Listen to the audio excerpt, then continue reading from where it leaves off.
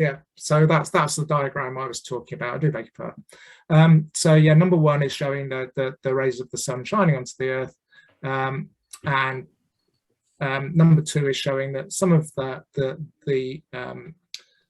is re-emitted into as infrared radiation, and traditionally throughout the time of the Earth, there's been a balance struck between what the radiation that comes in and the radiation that leaves, so that we maintain a fairly stable environment. And of course, things have changed over the many millennia. But in recent times, what we've seen is that an increasing amount of that infrared radiation that is normally emitted away from the Earth is being trapped by additional CO2 in the atmosphere, as shown by the sort of grey circle around the Earth there, and that is being caused by human activities from greenhouse gas emissions. So that's a very, very quick summary of the science as to what's causing global warming for us. So I mean, here's another way of explaining it. We've got a bathtub there, which we want to sort of, we certainly don't want to overflow. We want the right amount of CO2 in our atmosphere. And traditionally, you know, there was natural CO2 coming in through the tap on the left, and an amount of CO2 that is then sort of emitted. But what we're now seeing is that the amount that the bathtub is basically filling up and is in danger of overflowing. So what we need to do is to do everything we can to turn off man-made, human-made CO2 emissions, as identified by the sort of green, the blue line going up there. So that's going to be that's the task we've got, is to try and think about ways of turning off the man-made addition into the bath, that is meaning that we're now in danger of being out of balance. And what happens if we're out of balance? Well, you'll probably, if you followed COP26 last year, there was a lot of talk about, are we on target for 3 degrees, 2 degrees, 1.5 degrees?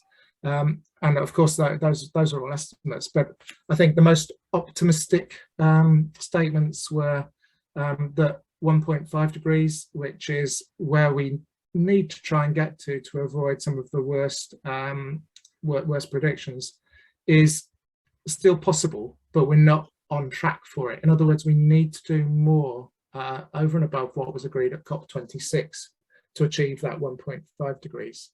And the best estimates were somewhere in a range of about 1.8 degrees to 2.4 degrees. But that, of course, is dependent on the commitments from COP26 actually being fulfilled.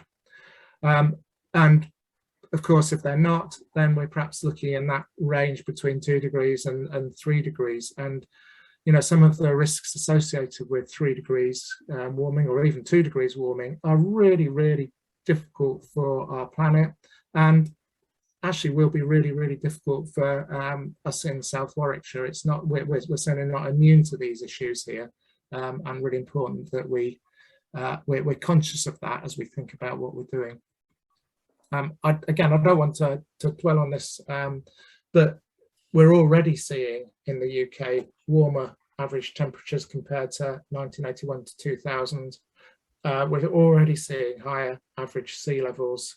We're already seeing more excessive heat waves, and we're already seeing more precipitation extremes. In other words, very wet days across the UK. So these aren't things that are coming our way. These are things that are already with us right now.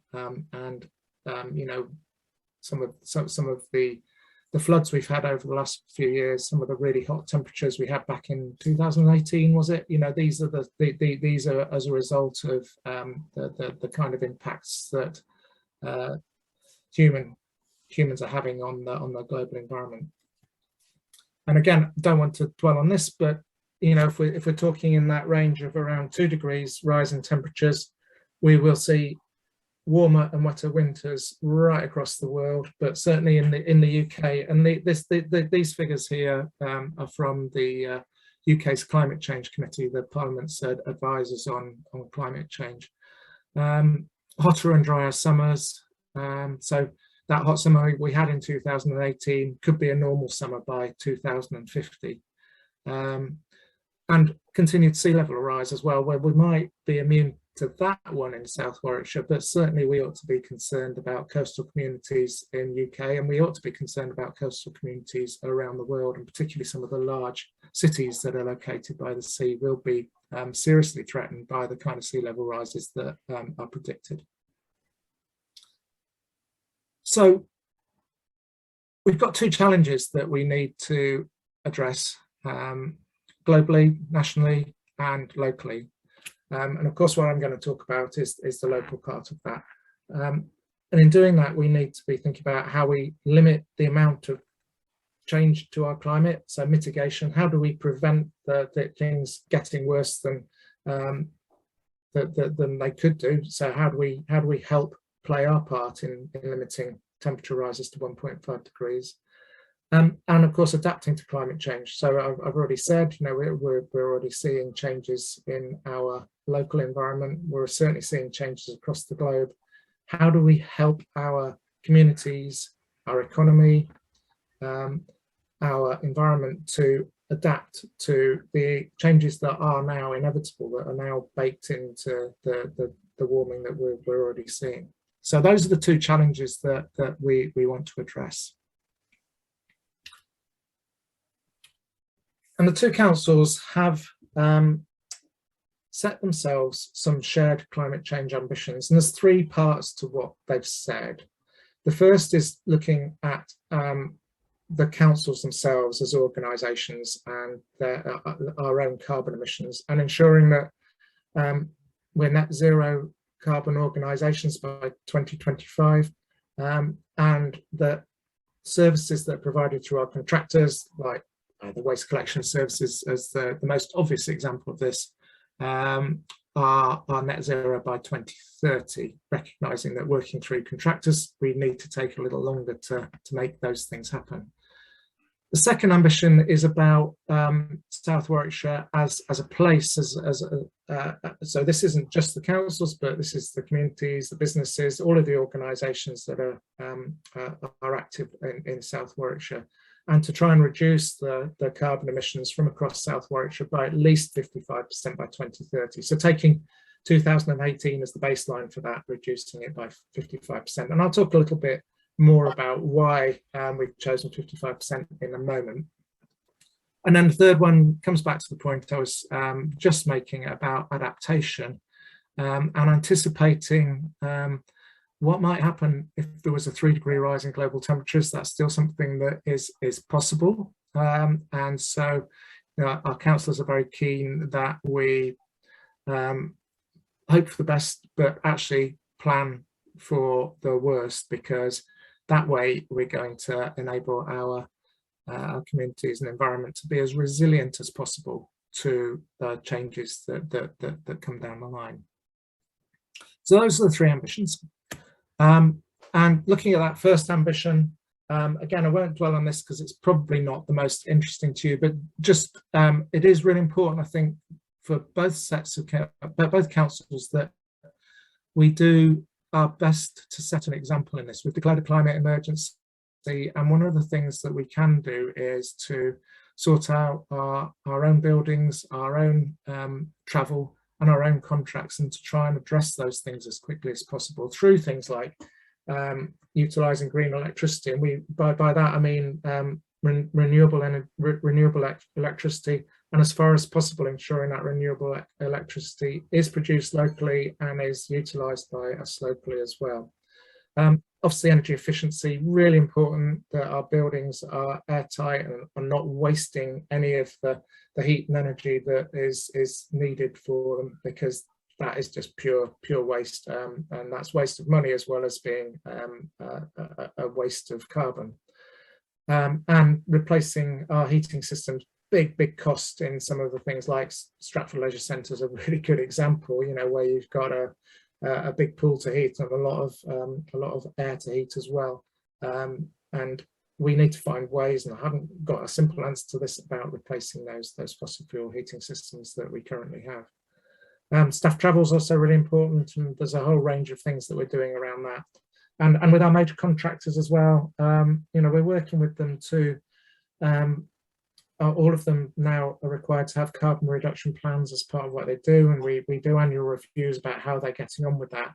And a crucial thing is the energy that's used in the buildings and the fuel that's used in vehicles, and we're specifically focusing with our contractors around how we can help them reduce the carbon emissions in those two key areas. As you can see, we're really clear about how much carbon we're responsible for each year in those areas, and that helps us really focus in on the areas where we can make the biggest difference. Moving on to that ambition too about a low carbon South Warwickshire. I'm sorry about this graph. I don't know if you can read it, but I'll describe it.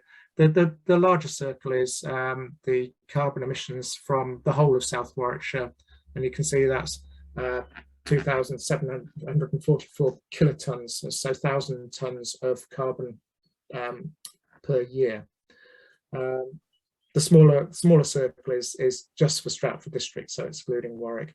But looking at that larger one, the 2,744 kilotons is made up of a number of key emitters, with the large dark blue wedge on the left-hand side, bottom left-hand side of the pie chart, representing on-road transport. So the conversation that Lindsay and I were having at the beginning, just as you may have been joining, it's absolutely right that transport is a really big factor, and that tells us that we've got to be thinking about how we reduce carbon emissions from on-road transport. On the opposite side of the diagram, the dark orange area is residential buildings. That makes up about 20% of the carbon emissions from South Warwickshire. So that's your homes, my home. I've only got one, and you know, all of the homes across the area. So that's where it begins to come down to each and every one of us to think about how we can reduce carbon emissions from our homes. And then the three orangey ranging through to peachy wedges on the right hand side of the diagram are other buildings, like commercial buildings, institutional buildings, industrial buildings, and so on, which make up about another 20%. So if you think about it, 45% on road transport, about 40% of carbon emissions are from buildings. That gives a really big clue as to where we need to focus our efforts in trying to minimise carbon emissions from South Warwickshire. There are other important areas. Aviation makes up about 5%. Livestock and land use and those sorts of things are just under about 3.5%. And waste as well is a factor. I'm just looking for the waste figure on there. Oh, waste is about 1% if you take wastewater and solid waste disposal as well. So all of those areas need to be tackled, and we don't want to forget those, but the key ones are buildings and transport. And this is the last graph, I promise, but why have we chosen 55%? Well, we did a piece of work, or we asked some consultants to do a piece of work for us, looking at the art of the possible. So we're two district councils. We don't have all the powers to do everything that we would like to do. Perhaps that's a good thing. But it does mean that we're limited in the scope of our direct impacts on carbon emissions across South Warwickshire.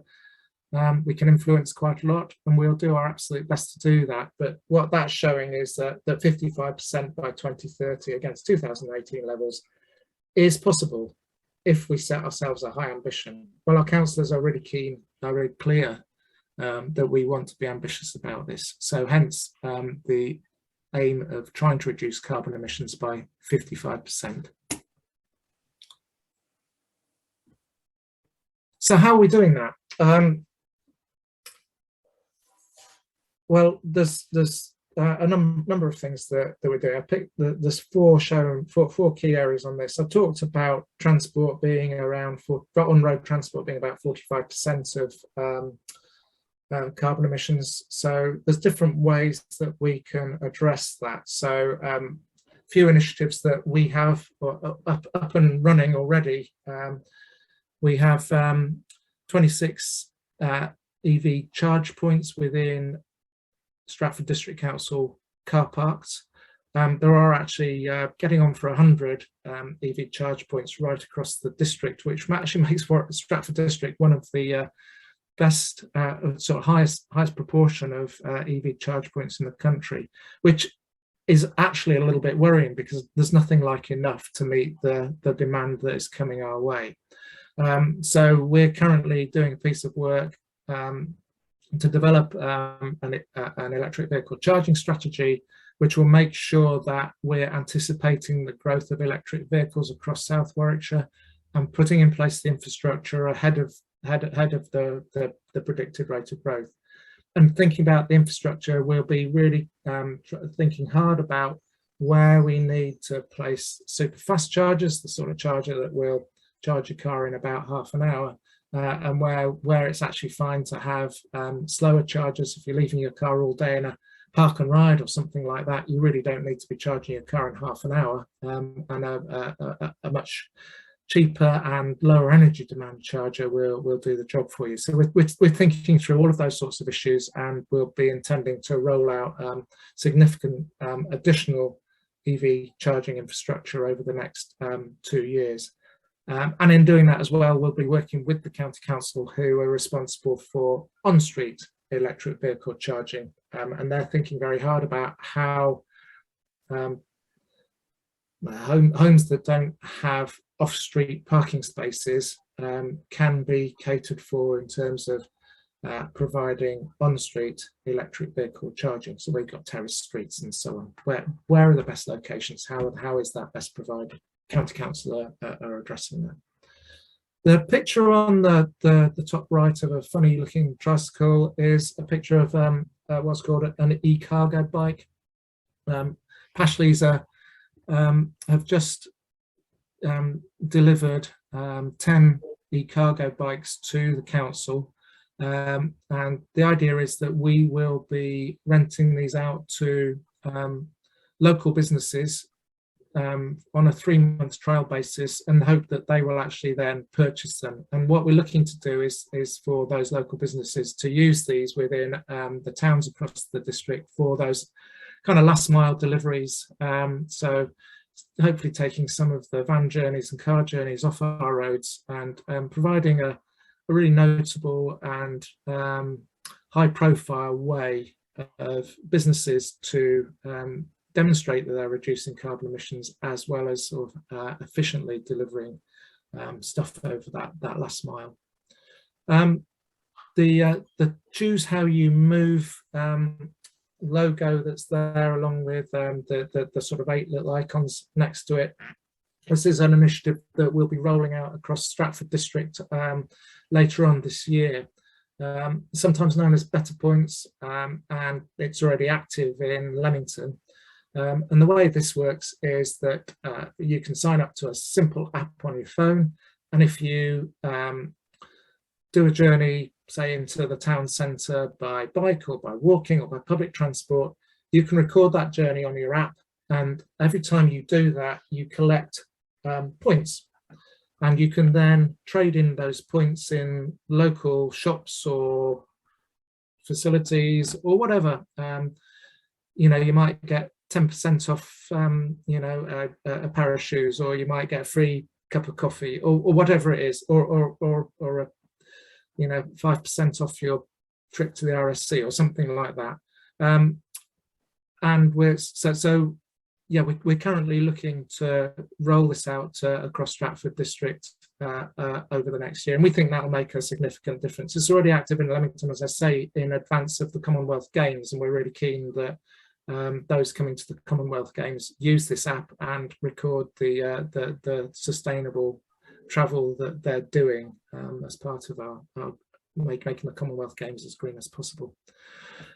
The other picture on transport there is of bike share schemes. So this is where you have the docked bikes, and you can you can take those for a ride. We're really interested in rolling that out across the South Warwickshire towns, and in particular could work very well in Stratford for visitors who want to get around the town, but also get out into the countryside a little bit and visit some of the slightly more remote attractions, say Compton Verney or whatever. So we're, as I say, very keen to promote that. At the moment, we don't have the funding to deliver that, but we do have a scheme that is ready to go, and are looking at how we can attract funding to make that happen. So really keen to do it, but can't guarantee that will definitely happen.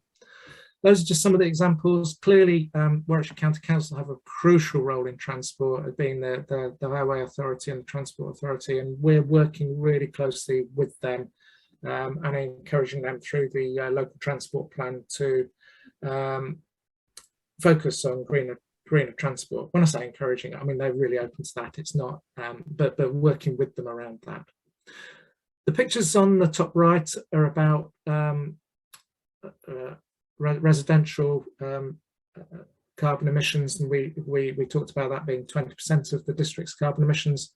So the picture of the houses with solar panels on the roof are actually Warwick District Council houses, which we took ownership of on Europa Way in Warwick. And if you drive along Europa Way, you'll see a lot of houses have been built along there over the last 3 or 4 years, but there's only one little section where there are solar panels on the roof. Now that's really frustrating, because most of those homes are not being built to net zero carbon standards, but the ones that Warwick District Council have directly funded themselves, those ones there, are net zero carbon. They have some significant upgrades in terms of thermal insulation, different heating systems, and as you can see, solar panels on the roof.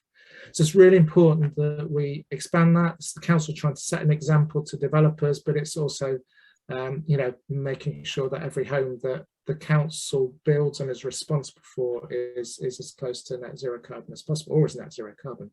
And Stratford District Council obviously don't own their own housing stock, but increasingly trying to influence what is done through housing associations and by other developers using examples like this. Above that, the grey box is an air source heat pump. And I think one of the most difficult things that we've got to do with around domestic energy is about our heating systems.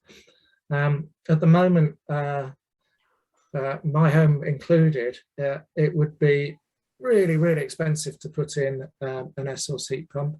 And one of the reasons it would be really expensive is that my home is 1920s building, doesn't have any cavity walls, and is therefore needing a lot of work to be more energy efficient. And actually these things only really work in situations where the buildings themselves are energy efficient. So we do need to move away from fossil fuel heating, but before we do that, I think the crucial thing that we need to do is to focus on energy efficiency, which is the little diagram that's shown there on the right. So all of us need to be insulating our homes, and I've been trying to do the best in my home over the last few years to try and make it more energy efficient. And of course, with the cost of living crisis we now have, partly as a result of increased energy prices, it's even better value now to be investing in energy efficiency measures for our homes. One of the difficulties, though, is knowing what to do and how you can access a reliable contractor to do that for you. So the councils are looking to fund an energy advice service that will help all of us use our money as wisely as we possibly can around energy efficiency, so we can get really reliable information about it. And we're hoping that we'll be able to launch that improved energy advice service later on this year. I should also say both councils have been very successful in getting government grants to upgrade the housing stock and some of the most energy efficient housing stock, whether it's private landlords or it's housing associations, or indeed in Warwick's case, council housing. Millions of pounds has been access to spend on retrofitting the existing housing stock as well. On the bottom left, again, we were talking a little bit about this as the meeting was starting, but planning and building standards is really important, so that the new homes that we're seeing built at the moment that are under the sort of previous regime of planning standards are not net zero carbon, which is a really, really difficult state of affairs, but actually was as a result of the timing that both councils adopted their existing local plans, and we weren't allowed to include building standards in those local plans at that time. Just fell within that window. But you'll be aware that the two councils are working together on developing a new South Warwickshire local plan. That's in its relatively early stages. I think it would be the intention to try and adopt that around 2025, and to include in it policies which do require new housing to be net zero carbon when they're built. Ahead of that, the document that's shown on the right there, the net zero carbon document, is Warwick District Council are introducing a policy which will require that hopefully as soon as the beginning of next year. That's got to go through quite a lot of stages still, including an examination in public in front of an inspector and so on. But really recognising that this being an emergency is something that needs to happen as quickly as possible. And the intention would be that that policy, once adopted, gets rolled into the South Warwickshire local plan and gets applied across South Warwickshire as quickly as it possibly can be. So that's an important area as well. I won't talk too much about community, commercial and institutional buildings. As I said, that is responsible for around 20% of carbon emissions, so really important that those things are addressed. But one of the reasons I'm kind of avoiding that is because of time now, but it's one of the least well developed areas of the council's work. We're currently setting up local business forums, and also having a lot of discussions with, setting up some formal discussions with others in the public sector, so we can begin to influence this sort of thing. But we recognise that's a gap in what we need to do. And again, just because of time, I'll skip through these, but tree planting is really important, and the councils are committed to large-scale tree planting, partly as a way of capturing carbon. Trees do soak in carbon, but also as a way of improving our environment and helping with that adaptation issue, whether it's about flood prevention, protecting soil from soil erosion, or simply just providing cooler spaces for people to be, and so on. Also really important is renewable and low carbon energy, investing in solar farms is a way that we can increase the amount of renewable energy that's produced locally, but also really importantly produced nationally. And then the diagram down the bottom is a hydrogen hub, and there is the potential to produce hydrogen in South Warwickshire. We've got an active project going on as to how we could do that, which would allow us to fuel some of those larger vehicles like buses or waste trucks or heavy goods vehicles with an alternative low carbon fuel. So we're actively looking at that as well. And then the ambition 3 I've mentioned again. I'm going to move through this quite quickly because it's another area where we need to accelerate what we're doing. We're really conscious that we perhaps haven't done as much on this as we need to. But there's a lot of risks to our local environment and economy and our well-being as a result of the kind of impacts I talked about earlier, whether it's about habitats or soil health, crops and livestock, the supply chains for foods and goods, the economy as impacts on the power system. We've seen issues around that in the north of England a couple of times over the last year, where power lines have come down, and the economy and local people have really suffered significantly as a result of that. And of course, our health and well-being. If we see temperatures rise, what does that mean for overheating in buildings and so on? So lots of things for us to be addressing. And as I say, we're kind of just getting underway on this.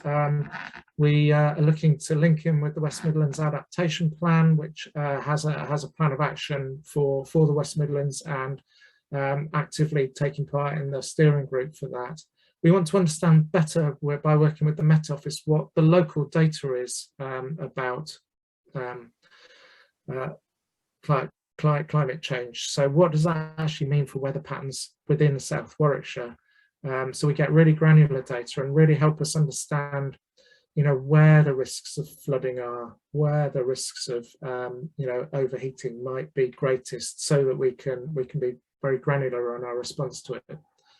And working in partnership is going to be really, really important, as is working through the South Warwickshire local plan and ensuring the policies help us provide the right infrastructure and the right kind of new buildings as well.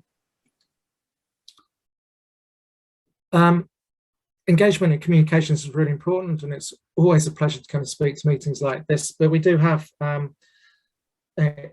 quite a lot of information that we're pushing out around climate change. There's information on the council's website which you can look at. We're increasingly using social media and media releases to tell people about some of the things that are going on locally, some of which I've been talking about.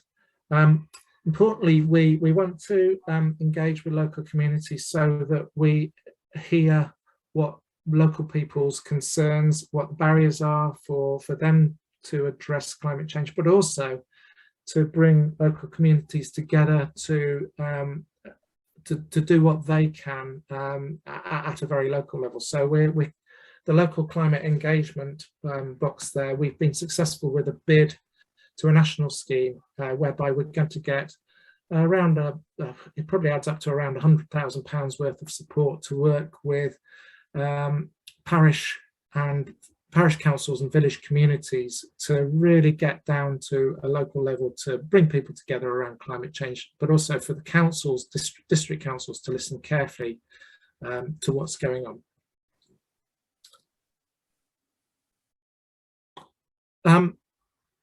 And my last slide, just to say, this is really difficult stuff. None of this is easy. We do need to work in partnership with a lot of other organisations. That always takes a lot of time. Funding, both Warwick District Council and Stratford District Council have committed around £500,000 a year to climate change, but that's nothing like enough to do all the things that we want to do.